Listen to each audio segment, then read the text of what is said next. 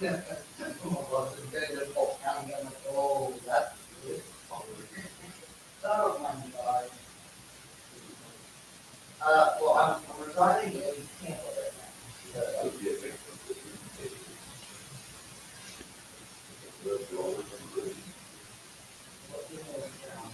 stuff in the area, like, like, and we had built, for personal satellite campus.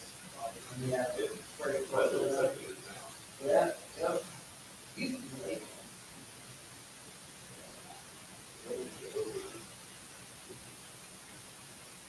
Well, it had,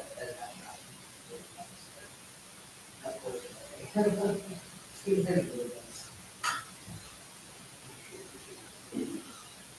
Okay. Okay. Awful.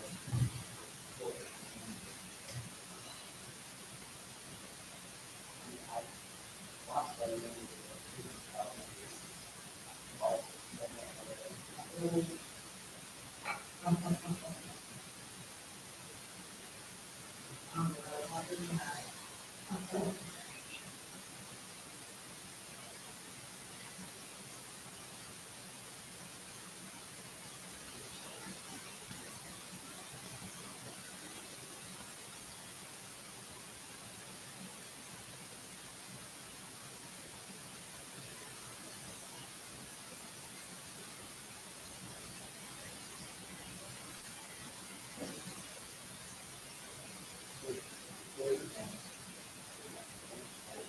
One weird.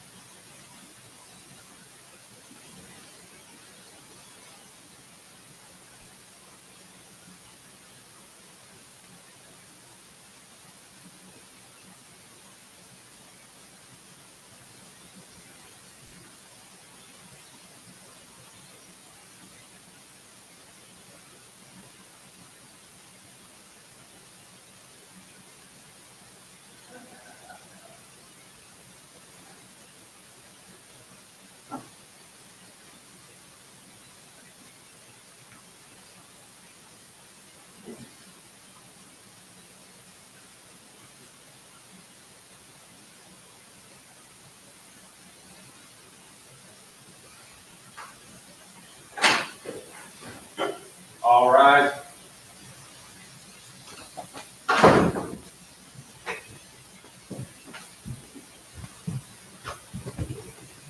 Court of Appeal and for the Sixth District Court is now in session. The Honorable Dan Traver, Chief Judge, presiding.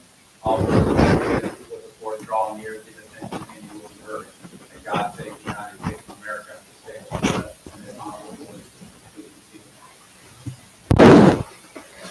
All right, good morning, everybody. Welcome to an oral argument session of the 6th District Court of Appeal. I appreciate the introduction. My name is Dan Traver. I'll be presiding over today's session. We have two cases on our docket. Before I announce that, let me introduce you to our panel. Seated to my right and your left is the Honorable Jared Smith, and seated to my left and your right is the Honorable Eric Netcher. Judge Netcher, his day job is as a circuit judge in the Ninth Judicial Circuit, and he is with us through the good graces of the Florida Supreme Court's Associate Justice Program, and we're really thrilled to have him aboard. This is being streamed live on YouTube. If you haven't already silenced your cell phones, we would be truly grateful if you did. Our first case on the docket this morning is case number 24-1015, Winter Haven Hospital, Inc., doing business as Winter Haven Hospital versus Carrie Howland, Mark Howland et al. Ms. Stein, how much time would you like for rebuttal, ma'am? 5 minutes. Whenever you're ready. Thank you. May it please the court, Dinah Stein on behalf of Winter Haven Hospital. And we contend today that the trial judge was absolutely correct the first time around when she dismissed the uncorroborated medical negligence claim against the hospital, and she erred as a matter of law when she, on reconsideration while it was pending on appeal, reversed herself and held, based on plaintiff's argument about a conflict, which is incorrect, that it was not subject to dismissal. We also contend that the ruling below is absolutely reviewable by this court at this time. And I will start with the jurisdictional argument because, obviously plaintiff appears to be at least taking a position that when the Supreme Court ruled in Carmody, it was limiting the ability for courts like these to review any of these types of orders of noncompliance with pre-suit. The Carmody decision, to the contrary, realized how important it was to have interlocutory review of these orders and expanded the ability to review these orders by creating an appellate rule. It said, we're not changing the rule on certiorari. We can't. It doesn't allow discretionary type rulings about the quality of pre-suit. So we're going to allow an appellate rule for these quality-based rulings on pre-suit, and all the rest, which it called process related, it said that's still subject to certiorari, just like the Oken case held.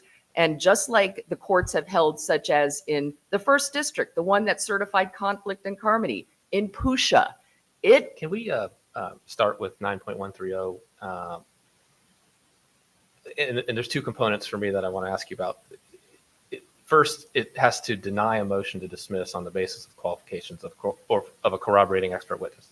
Yes, Your Honor. As I understand the trial court's order, the motion to dismiss was granted on grounds other than the qualifications. Isn't that correct? The motion to dismiss originally, well, there was a lot of discussion about his qualification, and it held that since Dr. Shashadi was an internal medicine doctor, Putting aside the qualifications issue, because it's clear that at a minimum the trial court disagreed with your position that there had to be compliance with pre-suit for a separate provider when the entity is allegedly vicariously responsible. But putting that aside, as I understand the trial court's order, they agreed that the complaint didn't state a cause of action because of the conclusory nature of it, insufficient allegations, and so they grant the motion to dismiss. So was there ever a denial of a motion to dismiss that is on review? Yes, Your Honor, Okay. because the court did not dismiss with prejudice. And that's the problem, is that we were entitled to dismissal with prejudice because of pre-suit.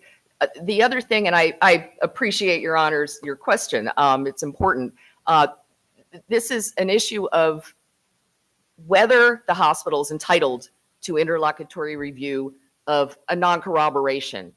We can't be kept in limbo like that and never have review. That sounds like a cert argument, and then we can get to that. But on 9.130, I'll move to the second one. What about this particular order is on the basis of the doctor's qualifications? So yes, Your Honor. So and I'd submit that the court did not discuss his qualifications for naught. She very specifically, I think on page 2, goes through his qualifications and says, I understand he's an internal medicine doctor. I find that sufficient because there was an internal medicine doctor at the hospital. And it's our position that it had to be from a board certified, or not board certified, but a qualified radiologist. So it is essentially finding that I find Dr. Shashady qualified because there are other potentially negligent employees at the hospital. So I do believe it falls into the appellate rule. But of course, we anticipated that, you know, in case that your honors disagree, then absolutely there's the safety net of certiorari, because the court, the Carmody court, never held that there's going to be the most egregious violations of pre-suit are just not going to be subject to interlocutory review. It recognized that these, and that's why it depends in some ways how you characterize the court's ruling. If you characterize it as saying that Dr. Shashady's qualified, then it is based on his qualifications. If you characterize it as just rejecting our argument that they failed to comply with pre-suit as to this claim, then it's certiorari. Do you know, I don't know if it's part of this, of the record, but the status of the pleadings? Was there an amended complaint filed after the granting of the motion to dismiss? I believe there is, and I apologize. I know that there is motion practice going back and forth, so I apologize for not knowing the and answer. And on cert, to the extent we're getting there, it sounds like you might have some agency arguments, some non-delegable duty arguments as it relates to the issue of vicarious liability. What do we do with that? Meaning, there's gonna be a lot of chance for this issue not to even be an issue ultimately at the conclusion of the case. And you are already there litigating, meaning traditionally when we think of cert, it's in med-mal context, it's because you are being deprived of your right not to have to face this case. The hospital is already there litigating and interjected the issue of the radiologist. So how is this not remediable on appeal at the conclusion of the case? So the courts have never distinguished it based on, you know, what if you win at the end? And it's never been either that or timing. So in other words, you know, there very well may be good defenses to the agency claim. That's never been the test on pre-suit. It's whether the defendant was received the rights it's entitled to under the statute. Period. The end. You know, if they don't make that threshold showing, they just don't get into issues like agency and force the hospital to defend itself on issues like that. Number two, there are multiple reasons for having this pre-suit. Some of them have to do with not just the corroboration, but the early opportunity to settle claims, to request arbitration, to investigate the claims during pre-suit. So it's not just corroboration that the hospital. Posture, though, in this particular case, where your colleagues are going to assert or have asserted below that the radiologist didn't do anything wrong, or I'm sorry, that you're asserting that the radiologist did something wrong and they're not. So it seems to me that if I look at the way that this all started, going back to Williams, coming up through Carmody, we don't have an analogous sort of situation to what you're talking about. Well, it is analogous in the sense of this, and that's plaintiffs have tried very hard to make the Fabre kind of like a mirror image of the claim. It's not. I mean, it's putting aside burdens of proof, and I think Guzman really speaks to this. A Fabre defense doesn't admit negligence, but of course it says, but if we are negligent, you know, the jury has to look at the whole picture. The Fabre defendant is not being asked to be responsible for this alleged negligence. They are not being asked to be out of pocket for the alleged negligence. It's a defense. Now, the mirror part of it, the non-mirror part of it is we're being asked now to answer for any alleged negligence of the radiologist. We're the ones who are a defendant who are going to be out of pocket because of that. And we're the ones who have the right in pre-suit to be able to investigate it, respond to it, perhaps settle it, and demand arbitration. So even though we're later in the case than Carmody, we're still denied the rights that we were entitled to at the time of pre-suit. And there's no exception to pre-suit and certiorari and appeal that says, well, look, if you've gone this long in litigation, it just doesn't matter. we could still be held liable for this claim that we were statutory allowed to investigate in pre-suit and do whatever our rights were. Why do you suppose the second DCI on remand dismissed Jackman? I don't know, because they never wrote an opinion. However, I think it could have been because they felt that since they called it a non-process related error, that they felt this would have fallen under the appellate rule. And we were well beyond the appellate time in that case. But there was, it's a bit mysterious. There's no answer to that.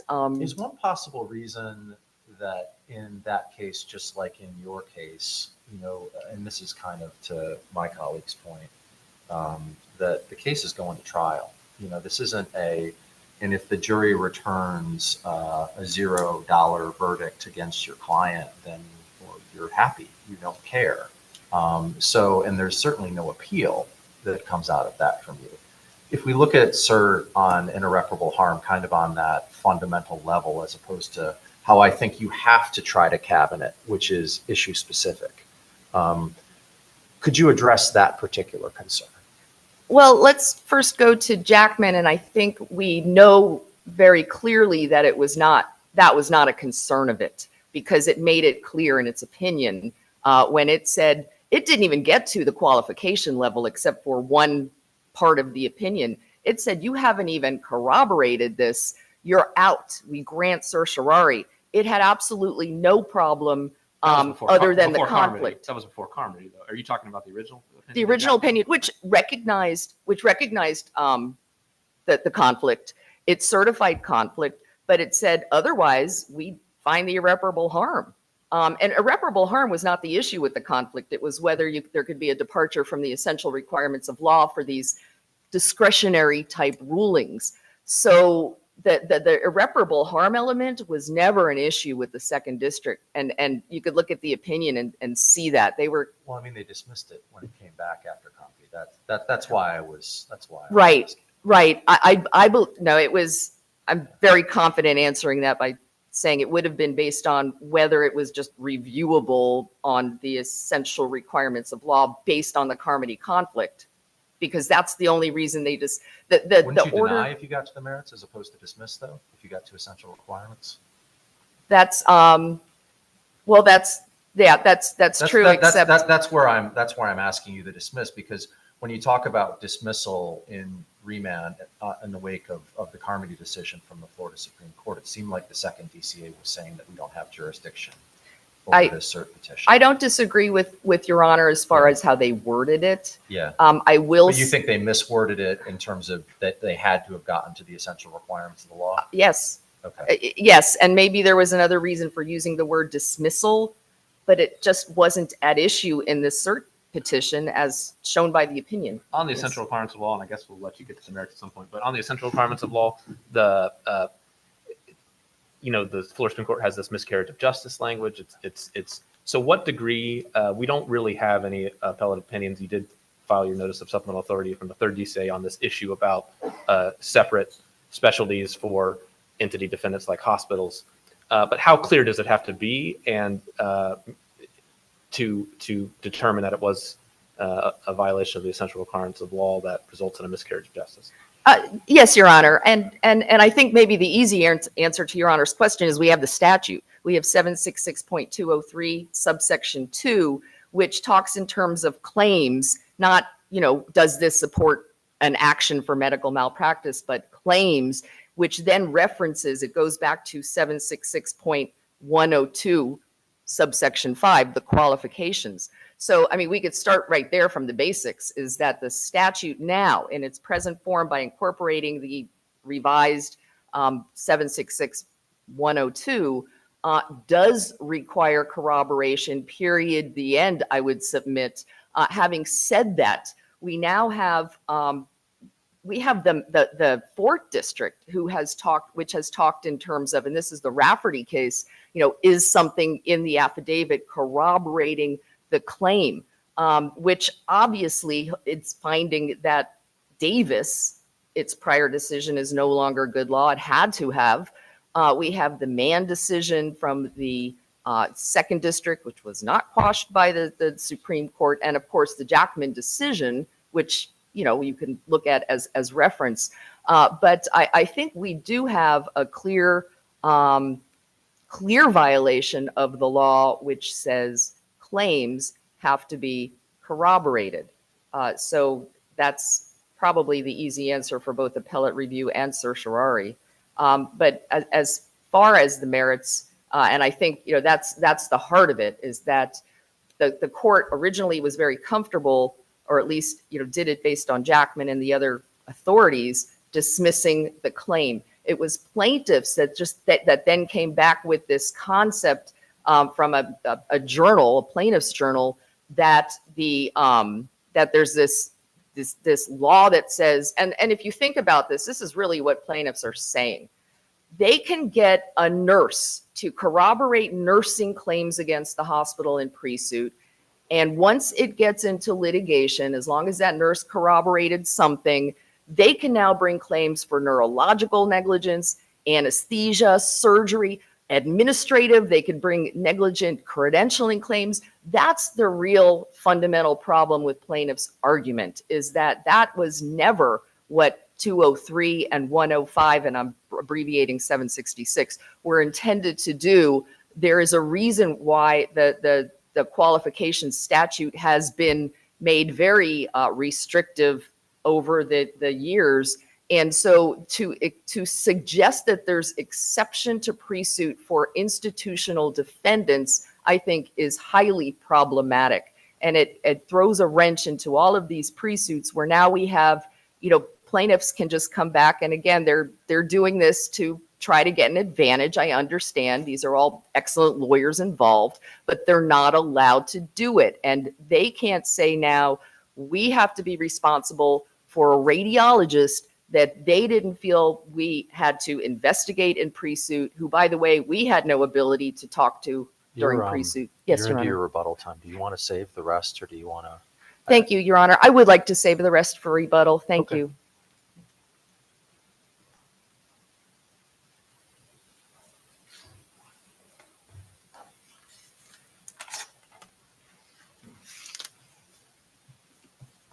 Ms. Norris, good morning. Whenever you're ready, ma'am. Good morning, Your Honors. May it please the court, my name is Kristen Norris. I'm here with Brandon Breslow of Kynes, Markman, and Fellman, and we represent the Howlands. Organize a little bit here. The court below did not misapply the pre-suit statutes when it ruled that the Howlands did not have to somehow preemptively corroborate a claim of negligence by Dr. Freed when the only parties actively alleging his negligence are the defendants. And that's just not supported by any possible interpretation of Chapter 766. It's also an order over which the court does not have jurisdiction. Did you have a question, Your Honor? Okay. Not yet. So I'll start as my fellow counsel did on the jurisdiction question. So yes, in Carmody, the Florida Supreme Court decided to expand Rule 9.130, but in a very specific, limited fashion to address orders denying dismissal on the basis of the qualifications of corroborating witness. And essentially, an order that may essentially or effectively do that is not enough. When we're talking about jurisdiction, we have to strictly comply with what is permitted. And all that's permitted is an order ruling on the basis of qualifications.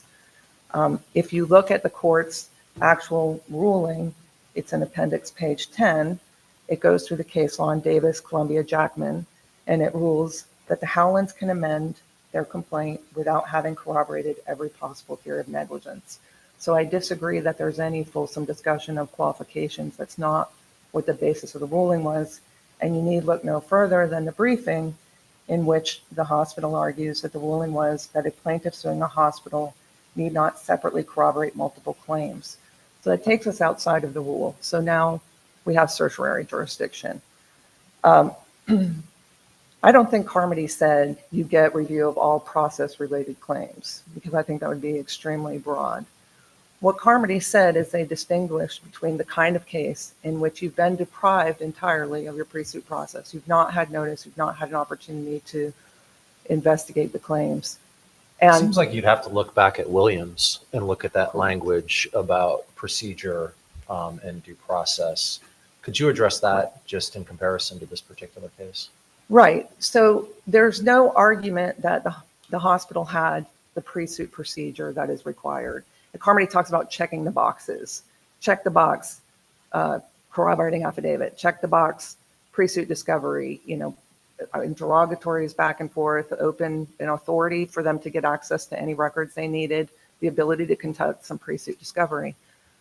In addition, the notice here was notice of a claim on failing to diagnose and treat the punctured rectum during this specific hospitalization, and that it might include not only the corroborated doctors, but other people who are involved in that specific course How of far do treatment. we take that? Can you respond to Ms. Stein's point relative to, could you pre-suit a nurse, have a qualified nurse, Right. and then discover during the course of trial, or perhaps know at the outset and just kind of sandbag and amend a year or so into the course of the litigation? What are the limits of your view as to how far that goes? May I finish the jurisdiction? Of I just course. want to make sure I have, and then I let me turn appreciate to that that. it bleeds into it. Yes, Somewhat, they- because I'm trying to they figure out which over- box, meaning Right. they talk about checking the box, but it's a little unclear what boxes are supposed to be checked. Correct. So they bleed, Correct. but you can, if you want to address it on Right. the merits, you may. So I think in this case, the due process aspect was met. And that's whether you look at Williams, whether you look at Carmody, you had the pre-suit procedure. In fact, there was no argument later that that was insufficient. And then I think in this case, what you also look at, and Judge Netcher, I'll turn to your question, is when you look at these cases, when you look at Davis and you try to reconcile it with Jackman or these other cases, at what point does your claim start to extend beyond what you actually pre-suited? I think that's where the tension in the cases is.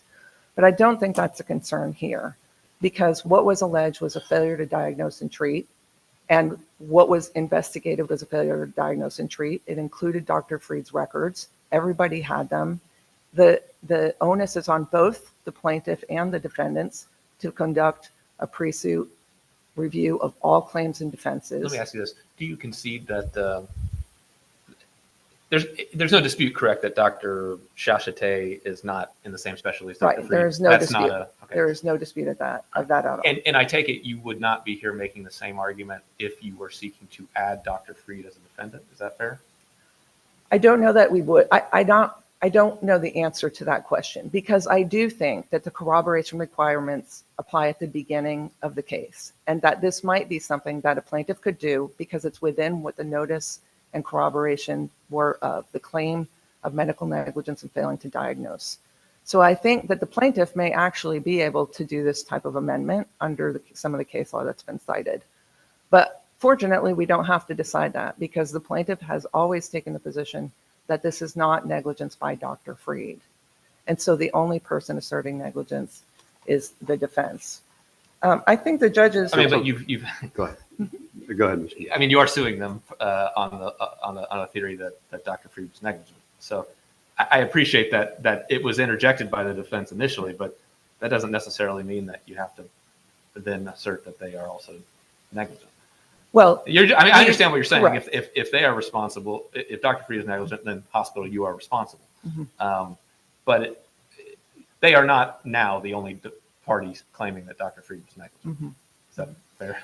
I understand your point, Your Honor, but I think ultimately what the hospital wants to do is avoid liability. And I think one of the things that we've touched on a bit here is we don't know how this case is going to play out. I think that's one of the reasons cert jurisdiction doesn't exist here. It's not a case in which the hospital would be released. It's not a case in which the hospital is actually suffering any real harm from the lack of the corroborating affidavit. They have an expert. They have determined that they think Dr. Freed was negligent.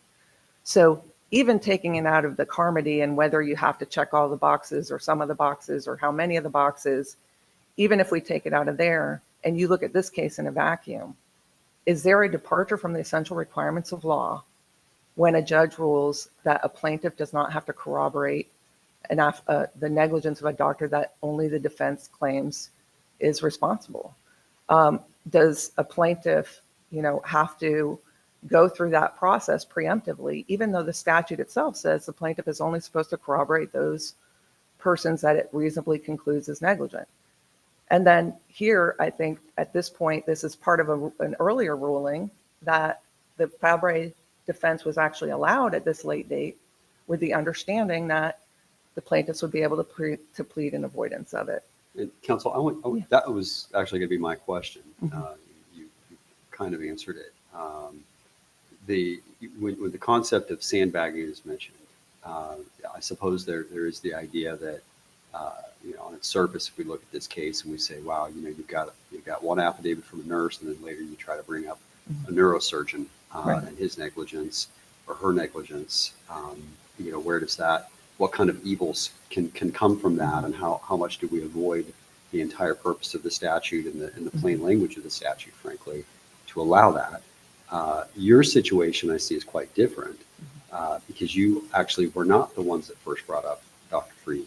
It was actually brought up by the defense, and it was brought up fairly close to the 9th hour. It wasn't, the week of trial, but it was after an extensive amount of discovery had occurred, frankly, well after the pre-suit requirements were done and after you had asked them, is there anybody else involved in this during pre-suit? So everybody had a chance to throw out the name Dr. Freed, and it wasn't until what appears to be, too late of an hour for Dr. Freed to be out himself into the litigation. And so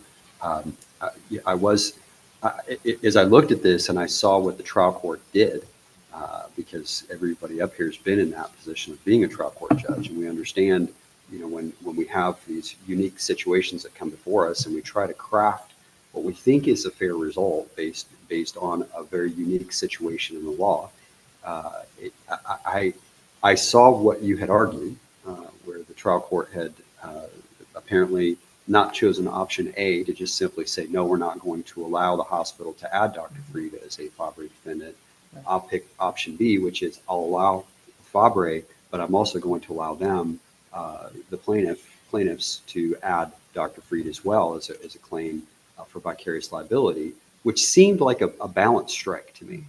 But my question to you is, if for some reason we did rule in the hospital's favor in this situation, do we then rule in such a way that we have to say, okay, now trial judge, you get to decide whether or not this Fabre even gets added again? And there are all sorts of issues that come up with that, but I wanted to hear from you, what would your position be on that? Do you believe that the ruling was tied together? Tell me in the record how clear it is that the trial court's ruling was tied with the Fabre and allowing you to add Dr. Freed as a vicarious liable defendant. So they were tied to, those rulings were tied together. And I think what this really demonstrates is all of this is remediable on final appeal and as the whole nut, right? Was that ruling proper? Was the subsequent amendment proper? How could the amendment go forward? There's going to be future rulings. And they were tied together. It was at the hearing at which the amendment was argued that trial counsel said, well, if you were going to allow that, then we have to be able to plead an avoidance because that would be their agent. I'm sorry to interrupt. Yes. You've said the word avoidance now twice, and I'm wondering if that might not be the proper way that this should have gone down, meaning the affirmative defense is permitted, and then you're permitted to reply in avoidance, meaning they can argue that Dr. Freed was negligent. You can present evidence that they were an agent or that somehow the other side is responsible.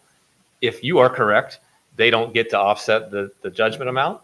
If they are correct, they do get to. Not that you could get affirmative relief from the hospital on the basis of Dr. Freed's negligence. It seems like that's kind of what maybe the trial judge was attempting to fashion and perhaps could avoid the issue of what do we do with this affirmative defense. I'm not saying we can do that in this case, but you've used the word avoidance twice, and it seems like that might be the proper way to look at this. Right. And I think that I've used the word avoidance because there is some remedy here, but unfortunately, whether that remedy that the trial court fashioned or how it played out is not the subject of the review here, because this has been set up very specifically to talk about pre-suit, because that's the only thing that would give the non-final review. And so we're stuck not reviewing that aspect of it. And in fact, nobody argued that the vicarious liability in the motion, it didn't say the vicarious liability claim was improper for not affirmatively alleging negligence or for being a claim that would subject them. The only argument, other than the sufficiency of the agency allegations, was this pre-suit, and I think by design. So whether or not that's the proper, and again, this is something that will get played out And as do they you know get what to the status trial. of the pleadings are now in terms of, I was there do an know amended that, yes, complaint? Your Honor, and let me answer that. So there was, the court granted dismissal with leave to amend to more fulsomely address the agency. There was an amendment. There was then a subsequent motion to dismiss. This is in our appendix. I did put it in the appendix so that it is in the record. I do not know where it stands, other than that there was going to be, another amendment, and then I don't know if that second amended complaint Did your stands. client undertake any effort, and this may be an unfair question, as I understand the briefing, everybody sort of discovered this potential negligence at the August 2023 deposition of Dr. Freed. We're under 2 years from that point. Is there any world in which the pre-suit process could have started during the course of the litigation? Or does the statute of limitations foreclose that?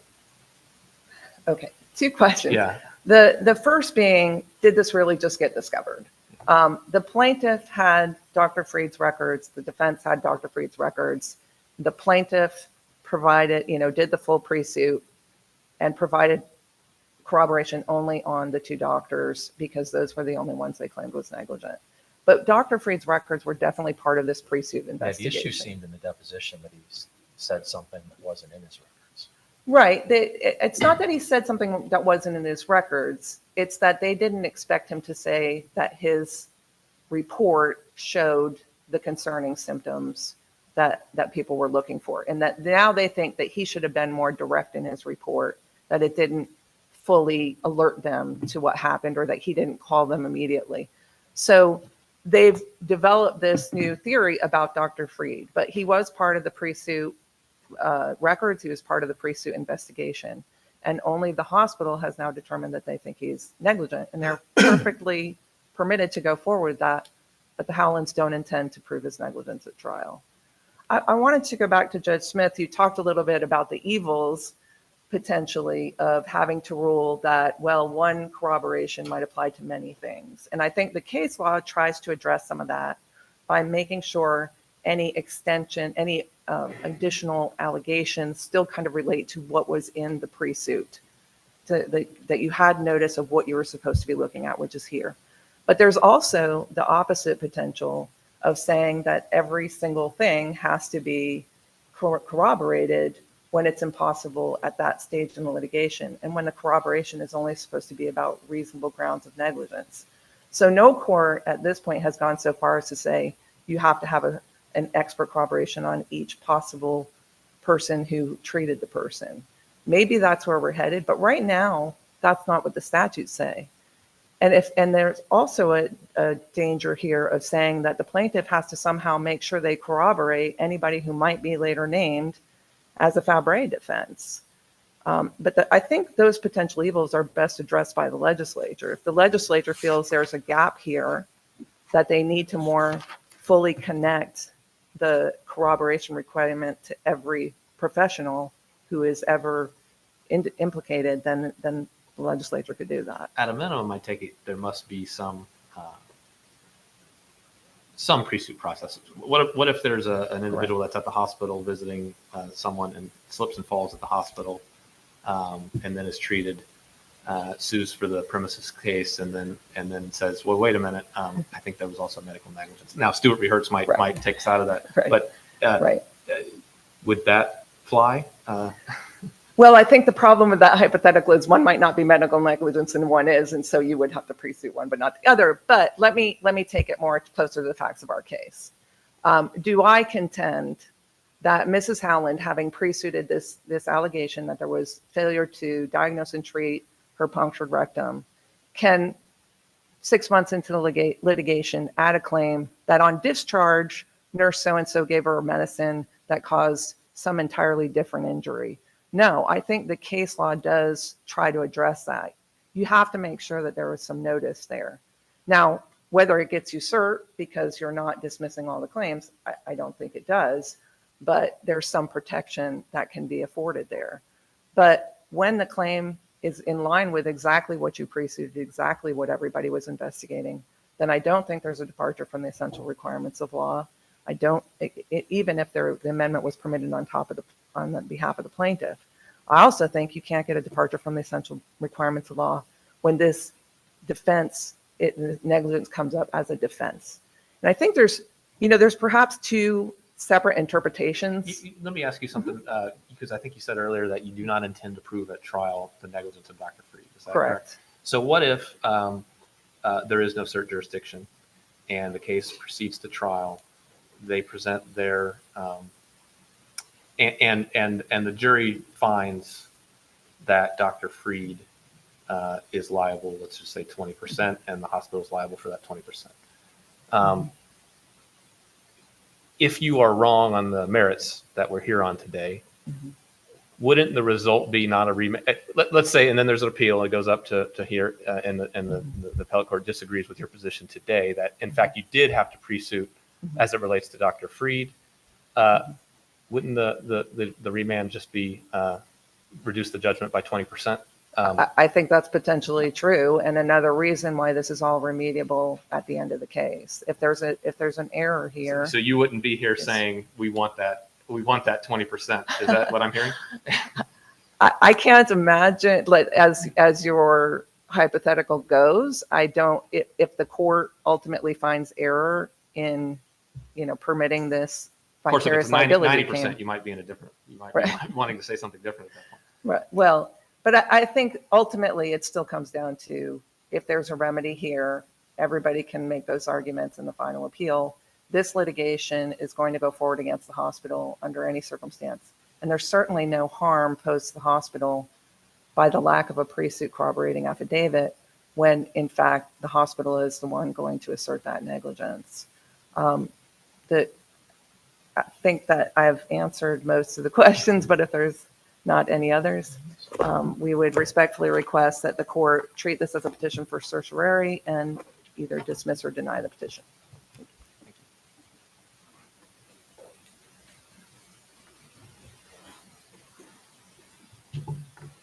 May it please the court, and I'll pick up with that concept because whether it's 20% or 90% or 1%, the plaintiff wants to hold the hospital responsible for that percentage. And I understood her to say that we're not going to be seeking to prove Dr. Freed's negligence. So meaning if there's no cert jurisdiction, it goes back and the case is tried and you're ultimately correct on the issue of, it would seem that the case doesn't need to be retried. You just take off Dr. Freed's percentage. No, I would submit it's an empty statement when they're seeking to prove agency and hold us accountable for whatever, they say that, but it's in their pleading as an affirmative claim to hold him responsible. If it was an avoidance, are we here? If it's just a reply to an affirmative defense, meaning kind of what I laid out to Ms. Norris,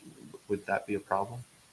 If it's just an avoidance of the affirmative defense, meaning they couldn't seek affirmative relief for the alleged negligence. I thought that through, and I think they have to plead it because it's agency. Well, they would have to has plead to it, be, but in response to your affirmative defense, not necessarily as an amended claim for affirmative relief. I would take the position that they did what they had to do.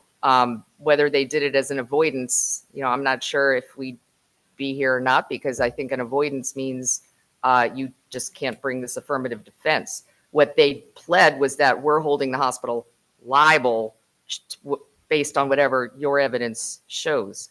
I want to, unless Your Honor had more questions, I was just going to briefly go back to this concept of what happened at pre-suit and the alleged sandbagging. The hospital, and I'll just, again, repeat that. I don't know that anybody up here has suggested that the hospital was sandbagging in this case. I think the concerns are of a potential ruling in the hospital's favor in this particular case that could lead to that sort of behavior in the future. Or in the plaintiff's favor, to be. Certainly. Thank you. And I do think the facts show here at least that nobody's, that it's not creating any type of rule in that respect. Dr. Freed is not, I mean, he really isn't, and I know it's maybe not for the court today, but he's not an agent of the hospital, and so it's not like under HIPAA, they can reach out and talk to him during pre-suit. I'll put that out there. I know it's not really, made an issue in the record, but I'll say this much.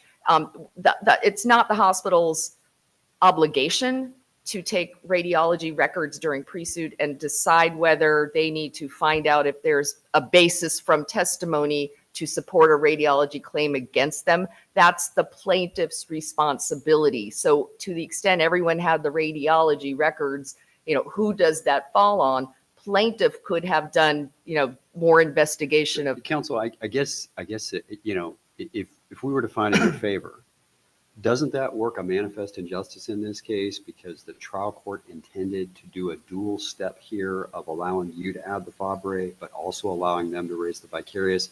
The trial court had to go through this analysis of whether there was going to be prejudice by allowing your amendment in the first place, and appeared to balance that prejudice by saying, I'll do it if they can then add this agency vicarious liability claim. If we give you a win, don't we have to go back to the trial court and say you get a second crack at this whole original ruling that you made? Otherwise, aren't we creating a manifest injustice by breaking in half what appeared to be the trial court's balance to allow you to have your amendment in the first place? And sure, and originally the trial court did not find that she needed to balance it in that respect. She applied the law and said, free granting of amendments, they get that. And the law says I have to dismiss this claim. So she was fine to do that. It was only because the plaintiff convinced the court that the law required her to reinstate the claim that she did so. And there is no manifest injustice here because, again, one is just a defense that only applies if the hospital's otherwise negligent, the FABRE. The other is seeking to hold the hospital liable. And on that, I don't think either side has cited to a single case out there that deals with pre-suit and reverses on plenary review. I mean, I just think we have to take these things as they come and deal with them so that they don't go forward like this. And we would submit that was the whole point of Carmody and the rule. It looks like I'm over Your Honor's time. Thank you for the time, and we would ask for reversal. Thank you both for the clear level of preparation that went into the briefing and the oral argument today. We'll take the case under advisement. Thank you. We'll call the second case.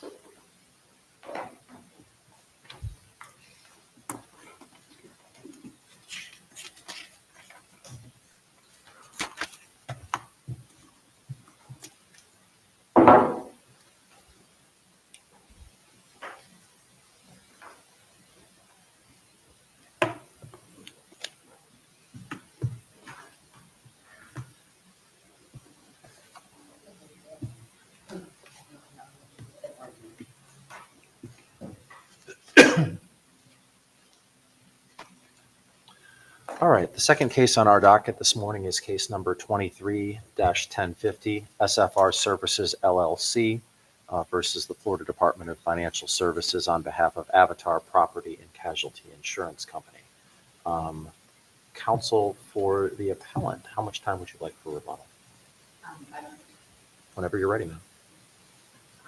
Yes. Medication that gives me dry mouth. Is that okay?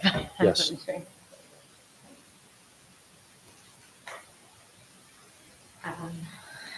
is a pretty straightforward legal issue that I think has been well settled, particularly with the recent proposed amendments to 1.442 and the committee comments to those. And Counsel, I did have a question to you related to those committee comments. I noticed that those committee comments were, according to your appendix, submitted around the 2021 timeframe. they appear to line up directly with the arguments that you make in your initial brief. By putting them in your reply brief, you didn't give your opponent an opportunity to respond to those arguments. So how are those arguments not something that should have been put in your initial brief rather than attached to a reply brief? It struck me that this is not some new case that just came out recently. These committee notes have been around for a little while. Is there a reason why you didn't put those in your initial brief? There's not a specific reason. In another case before the court, I had to do some detailed briefing after the fact on whether or not the proposed amendments of 627-428. So it was something that I discovered during the course of briefing that and working with several, organizations that submitted amicus briefs. So it just simply wasn't on my radar. It was not intentional. Okay. By any Came stretch. to your attention after you had submitted your Absolutely, brief. yes. Okay. I did not Thank you, have it counsel, on my for that radar. clarification. So I have I litigated a case in a similar procedural posture in front of the third, the Safe Point versus Jeannie Williams case. So a lot of what I was drawing on were the arguments advanced in the initial brief were the arguments advanced there. And obviously the third district agreed and they reversed. Can I ask you about your second issue on appeal relative to your motion for fees? Sure,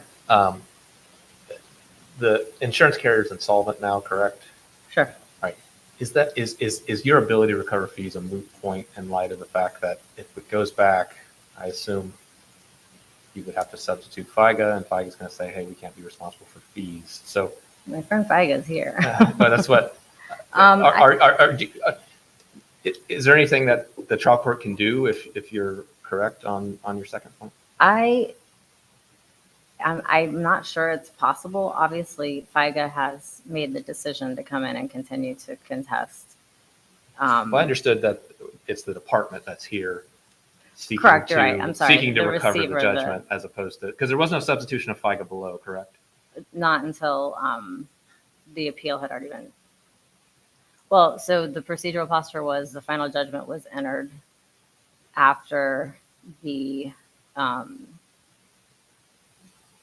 stay imposed by the filing of the insolvency proceedings. So the final judgment was entered in the name of Avatar. We moved to vacate it. I think there was not relinquished, released, but ultimately the FIGA was allowed to substitute into the case. And then,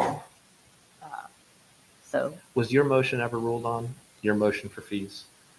You have the December 2021 order that followed the November 2021 hearing on the competing fee motions. Mhm. And then you have the final judgment itself, but I didn't see anywhere in the record where there was a disposition of your fee motion. I mean, I think it's implicit in where the trial court landed, which was she disagreed with our interpretation of We usually 768. review implicit rulings like that. Well, I guess my point is, I mean, I appreciate that there's an implied denial. You weren't going to be granted fees. But I suppose, is there anything inconsistent with the conclusion that, for example, you could have recovered a judgment for your pre-offer fees and costs, which then would have offset the insurance companies?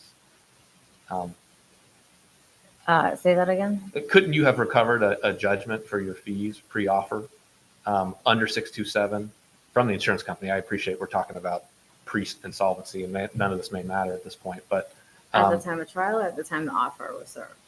from the time until the offer was made under 627, couldn't you have said, I'm the prevailing party, which is what you did, and I want a judgment for my fees and costs incurred to the date of the. It's what you're essentially asking us to remand to do now, but I don't know why the entry of a judgment for the insurance company on their fees would render that separate judgment impossible on your motion for fees below. So I'm not, you don't understand how the judgment in favor of the receiver for Avatar would render, I'm not following the question. Well, you have a judgment that was entered that's on review. And that judgment, as I understand it, awarded fees for the insurance company and also as I understand it, and I could be wrong, disposed of the main claim, because up until that point, there had not been a judgment of the, as it relates to the homeowner's insurance claim. That's correct. It took yes, after the trial, the jury verdict did not result, the jury verdict in favor of my client did not result in the judgment in their favor. Right, and because the amount of the fees was in excess of the $9,000 damages amount, judgment was entered for the defendant, which is totally what 76879 calls for. Right, but they're missing the step where the verdict is not the judgment obtained. Well, no, I understand that, and I'm not talking about your first issue. I understand your first Okay. issue. I'm just trying to figure out what's going on with your motion for fees and whether or not it's ever been ruled on.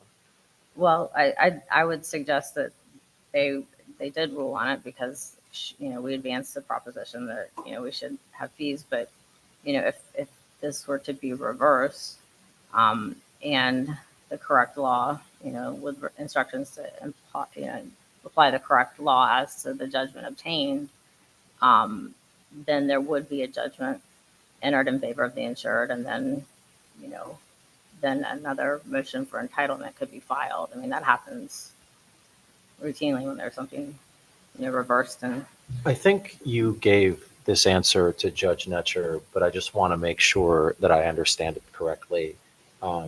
This is because of the insolvency as it relates to your ability to fee collect an academic exercise. no, it's that my client is out of pocket $110,000. Well, how is, in terms of attorney's fees, your client going to be able to recover that against FIGA?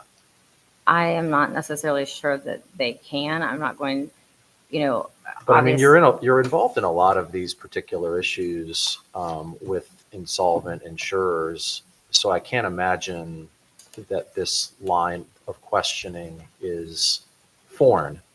Are you mindful of any way, under any existing law, where you could recover your fees in this particular case against FIGA? I'll say that I'm not. Well, But I'm willing to be disabused of that notion.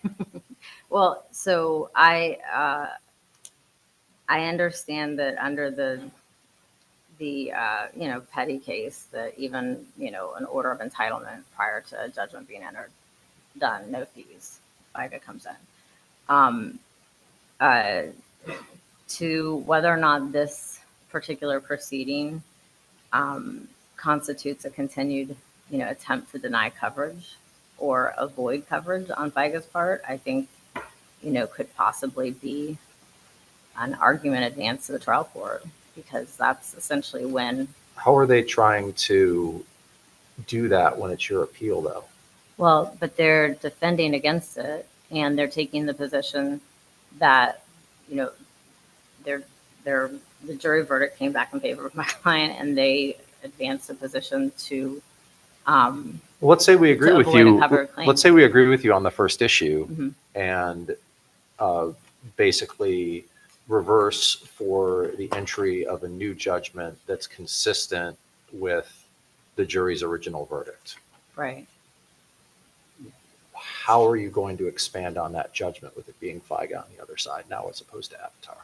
So I don't know that that's necessarily something that could happen, but what could happen is the judge could apply the correct rule as of the time the proposal for settlement was served, look at whether the judgment obtained exceeded the proposal for settlement, Right. and not apply the procedure in 768.79 and offset the verdict. Yeah, my questions all presuppose that happens. Okay. I don't know that, I don't know that there will be a judgment of fees. I simply want. Let me ask it this way. You had answered in response to an earlier question that theoretically your client could, once there's a new judgment put into place, say Right. we remand and we agree with you on that first issue Right. in terms of the white formula, and there's a new judgment put into place. Could you in good faith file a motion for attorney's fees at that point? The only way I could file a motion for attorney's fees in good faith is if there was, this proceeding could be seen as an attempt to deny a covered claim. Otherwise, I could not. do we have to, if we agree with you on the first issue, do we have to, because we can't direct the trial court to enter judgment against Avatar, and FIGA hasn't been substituted in, how is that going to work just from a procedural standpoint? We have to send it back to and direct that FIGA be substituted, or just leave it to your good graces to get that done at the trial level? It's my understanding that FIGA was substituted. Okay. Well, then- I could be wrong about that, but they are in the case, in the lower case. So, and I think the judgment might have been vacated and re-entered, and yeah, so I think that they are, but I think I think the judgment needs to be reversed for the trial court to correctly apply, the white formula that as recently as, 2021 in the CCM case was reiterated. And what happens from there, I don't know. I just know that, the fee judgment that resulted in my client from the erroneous application of this law was, almost $110,000. So for that point alone, this is not an exercise in an attempt to recover attorney's fees. I was not trial counsel. I have not filed a motion for attorney's fees in front of this court for that reason, because I think that there are factual issues that would need to be fleshed out as to whether that's appropriate. And obviously this court doesn't sit, as a fact-finding tribunal. So I hope that answers the question sufficiently. Counsel, I had a question taking you. I know you weren't trial counsel, as you just said, but let's say you were trial counsel and you had been served with this proposal for settlement from the defendant for $15,000 with the express language in the proposal, exclusive of all taxable costs and attorney's fees. And you just mentioned your client is out a significant amount of attorney's fees. Mm-hmm. Let's say you accept this $15,000 proposal for settlement. Would you then go to the trial court and ask for your attorney's fees and costs in addition to the $15,000? Yes, I think that under the confession of judgment doctrine, just depending on, once the money was paid, that's how typically. And this was exclusive, and the proposal itself was exclusive of fees and costs. So I suspect that the insurance company would have expected that. They would have. There's some war stories outside the record that, these exclusive proposals for settlement are not always not contested. So, you have said the 100 and so. I'm sorry. Yeah, would you mind if I followed up on that? So if you were seeing this proposal for settlement that they made to you, exclusive of all taxable costs and attorney's fees, is giving them the ability to later ask you, or for you to step in and ask for taxable costs and attorney's fees, how can you take a position here today to say they can't do the same thing? That the trial court couldn't have said that this proposal, based on what it says, $15,000 means $15,000 exclusive of fees and costs. Kind of what's good for the goose, what's good for the gander. If you're going to go in and you're going to say, I can accept this, and it's $15,000, and I get my taxable fees and costs.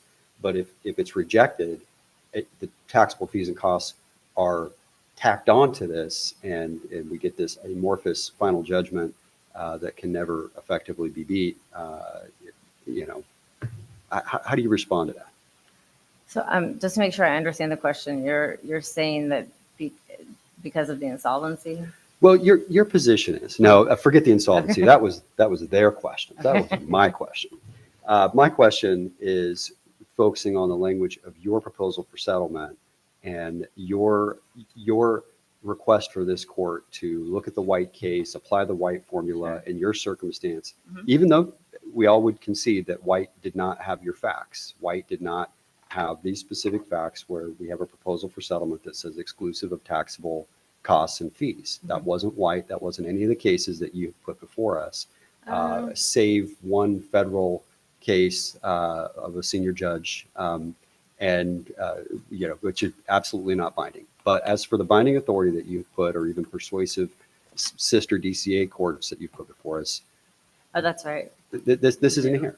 So it would seem to me work a fundamental unfairness if you're allowed to interpret this to mean that it's $15,000 plus I can then later go to the court and ask for my taxable fees and costs. However, Judge, how I want you to look at it is I don't want you to include, excuse me, I do want you to include that $15,000 to include taxable fees and costs.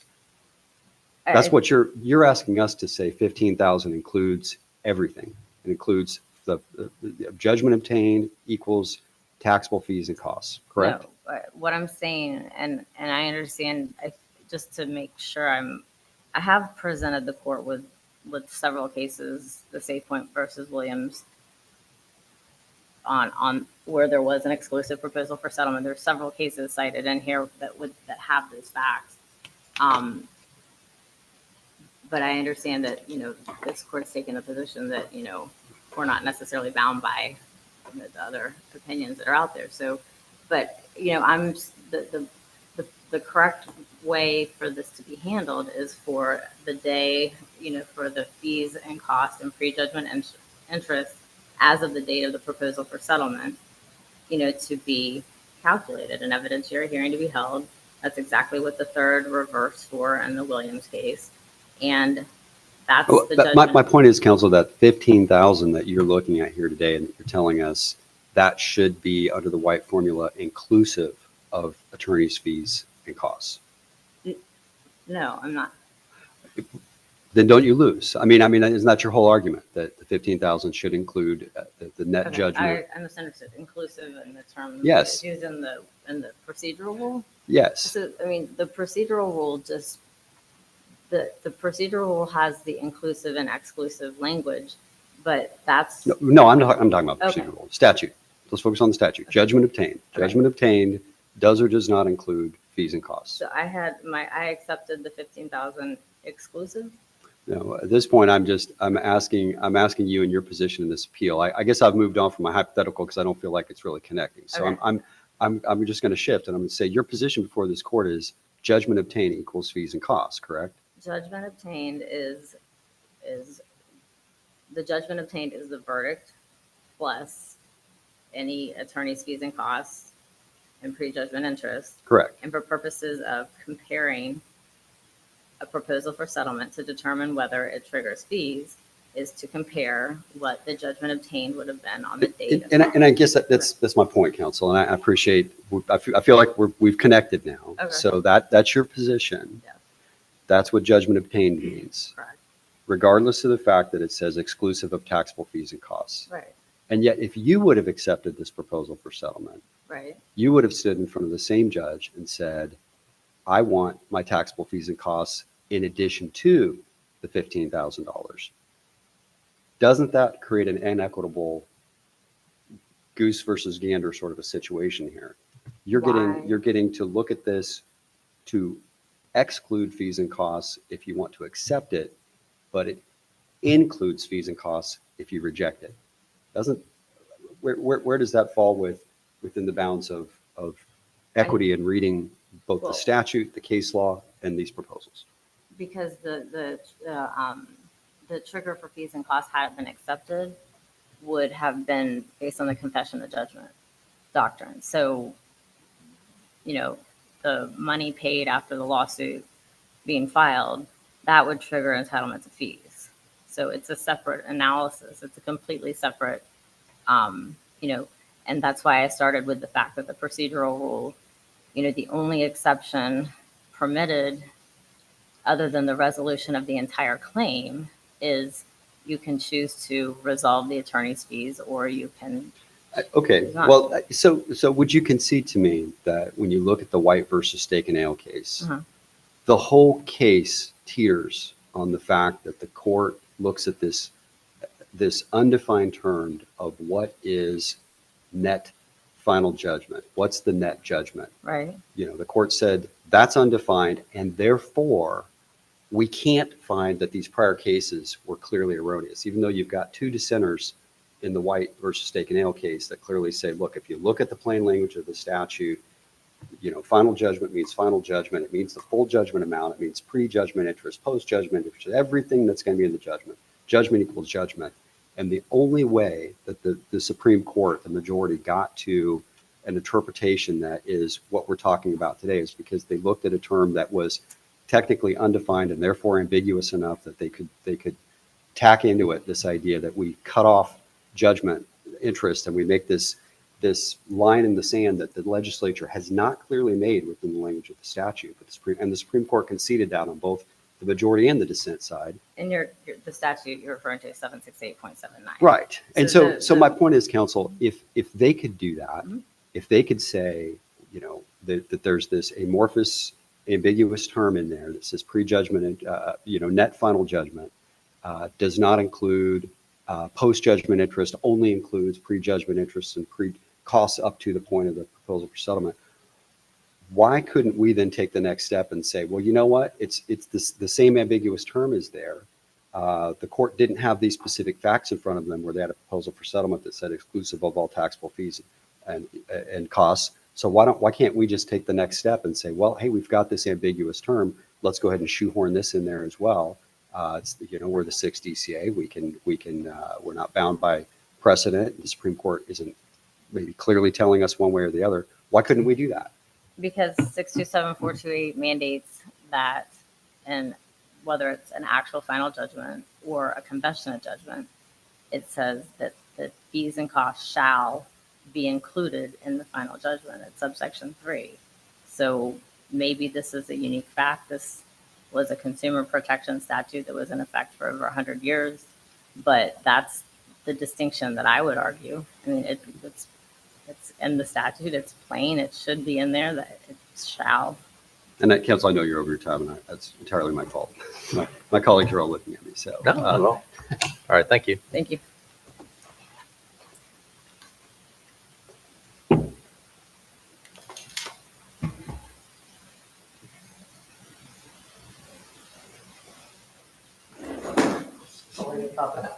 Forgot it was there. Please support. My name is Liz McDonald. I'm here on behalf of the appellee.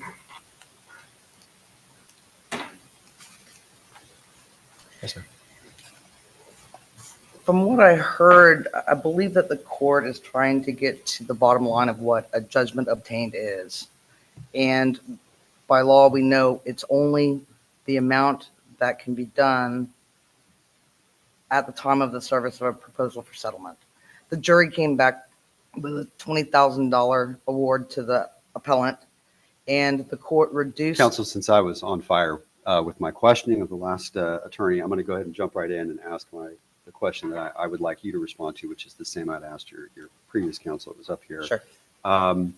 So the way I read White versus Steak and Ale, as I had just said, and I'll repeat it slightly, I think it all teeters on this whole idea that net judgment is not defined, and so therefore the court felt in the Supreme Court in the CCM case felt that they could look backward to White versus Steak and Ale and say, well, because we can't find that it's clearly erroneous because we have this ambiguous term in the statute, therefore we're going to uphold the White formula, which if we follow the White formula, I think you lose. But if we say, well, hey, if they found it ambiguous, and this is my question to you, why should we not say, well, just as the Supreme Court found that provision ambiguous and was not faced with the kind of facts we're looking at here, 6 DCA, let's go ahead and continue with this whole ambiguous line on this net judgment and say that in a case where you've got a proposal for settlement that has the phrase exclusive of all taxable fees and costs, that net judgment now means exclusive of all taxable fees and costs. If you put that word in your proposal for settlement, that's how we're going to define it. Why should we or should we not do that here? The proposal for settlement was very clear. It does not include attorney's fees, does not include taxable costs. Doesn't that put you 15,000. in White? And I'm sorry to interrupt this line, but my understanding of White, at least from the concurrence and the dissent in part by Justice Harding, was it was exclusive of costs. And you can quibble a lot with the reading that they gave it, but they did give it a reading. I don't know how we get around that reading in this case.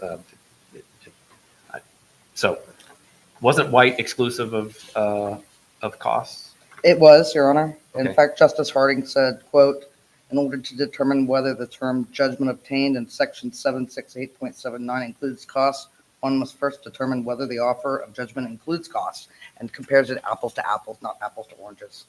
Right, but that's not the opinion of the court, and that's, That's just Judge Harding. yeah, so how, in what world do you get around White? Here we have an unambiguous proposal for settlement that excludes fees and costs for $15,000. After the reduction from the jury verdict, reducing it from 20,000 to 9,000, our proposal for settlement then kicks in because it was rejected. That's not getting around.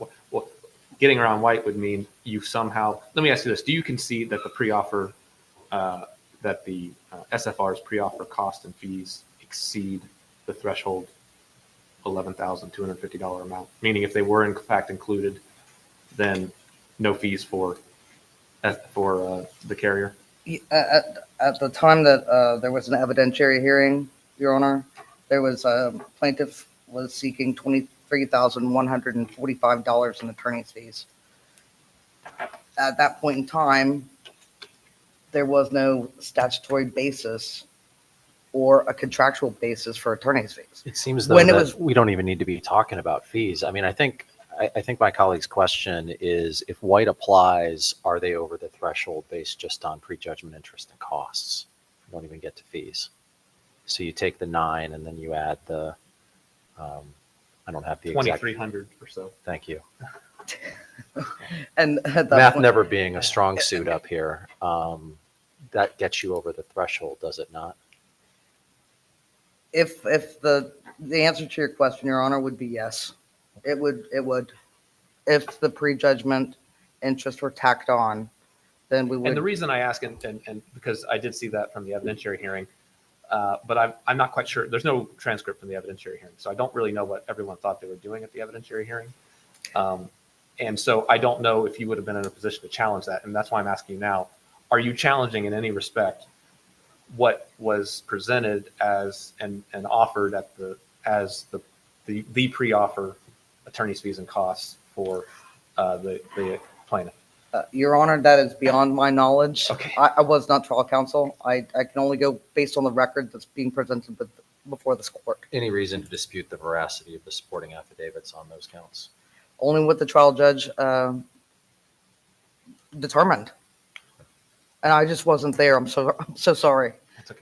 But, as far as I understand from the record, the court entered its orders reducing it by $11,000 based on the Hurricane Irma deductible and other offsets that were by statute. So in my opinion, Your Honor, that the trial court did not err. Let's say that White applies and that the trial court did err in that capacity, and that I can't get past the apples to apples, adopt the dissent as the majority argument. In that particular situation, is there any way that SFR could collect attorney's fees against the Department of Financial Services or FICA? The collectability is going to be a whole different animal, Your Honor. Even if this court were to reverse and remand to the trial court, at the end of the day, I'm not sure that the appellant could collect anything with FICA.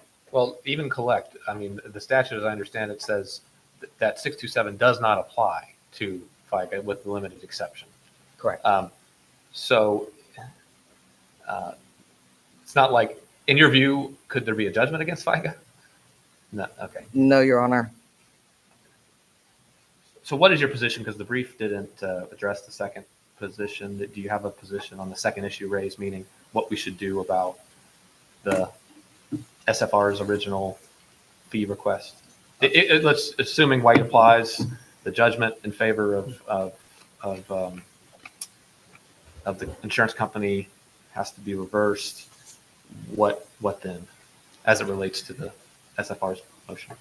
Your Honor, like I said, again, this proposal for settlement was exclusive of taxable costs. Yeah, but we're past that. Okay.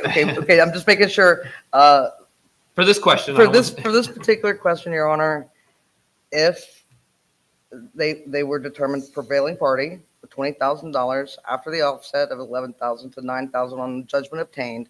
If the court were to tax on prejudgment interest at the moment that it was served, then if it goes over the threshold, then obviously we would not be, we couldn't really have a position on whether they were entitled or not. I don't know what the trial court, Do you during the think trial evidentiary court- hearing. Do you think the trial court ruled at any point on their motion for fees? Well, Your Honor, when I'm looking at the order on defendant's motion for judgment in accordance with a prior motion for directed verdict, and I'm looking at the order on defendant's amended motion for remitter, and I'm looking at what the court has done, the answer would be, as I agree with appellant counsel, implicitly denied. Sorry about being too long-winded on No, that. that's fair.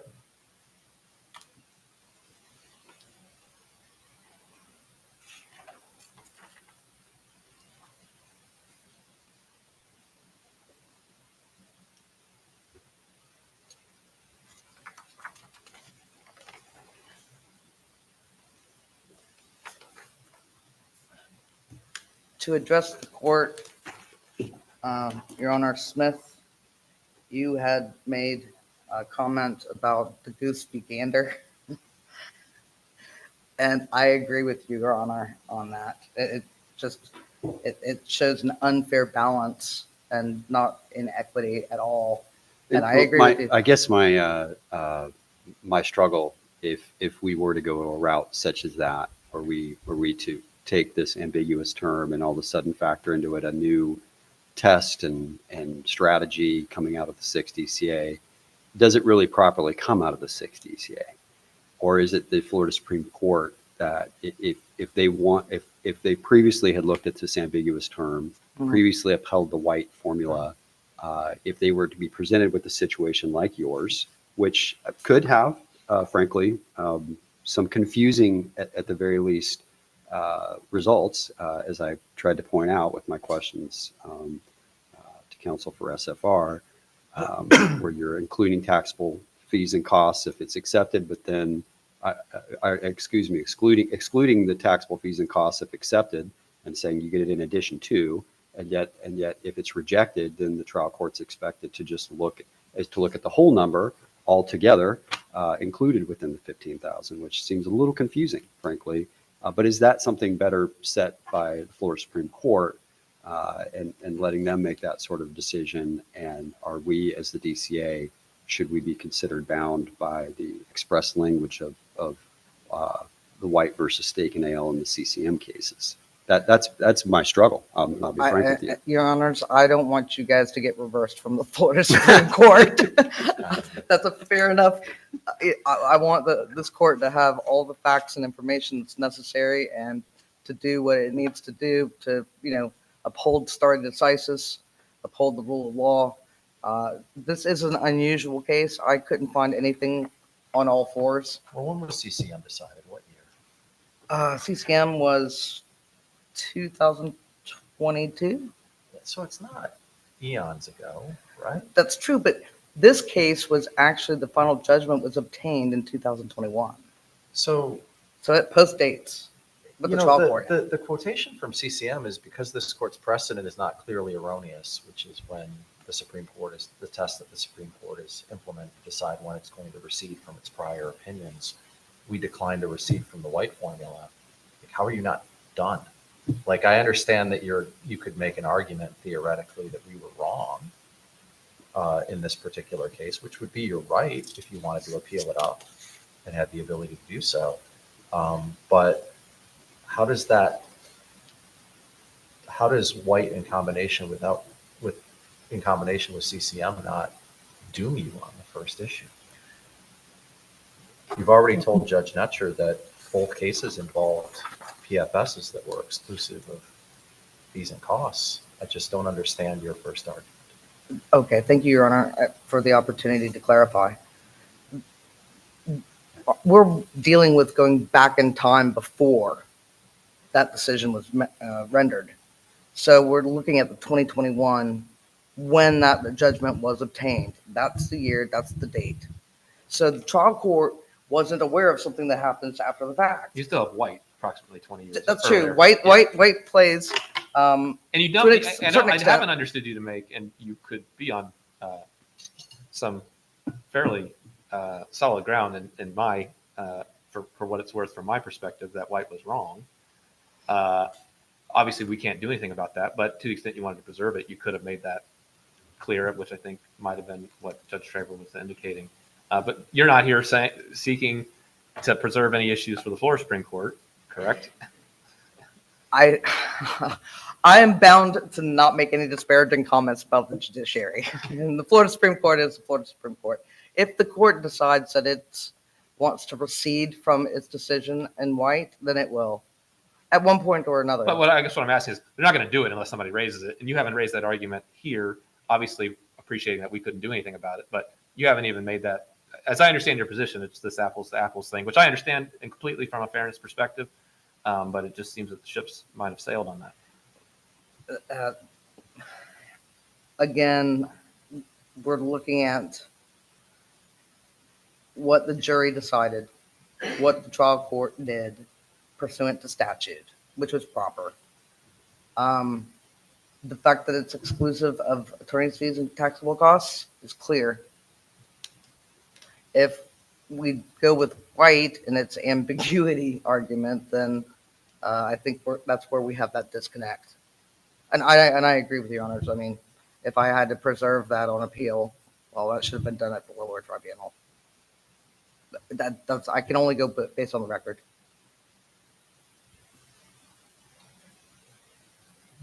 Anything else, counsel? Thank you, your honors. May I be excused? Yes. All right. Thank you both. We'll be in recess. You vastly exhausted me.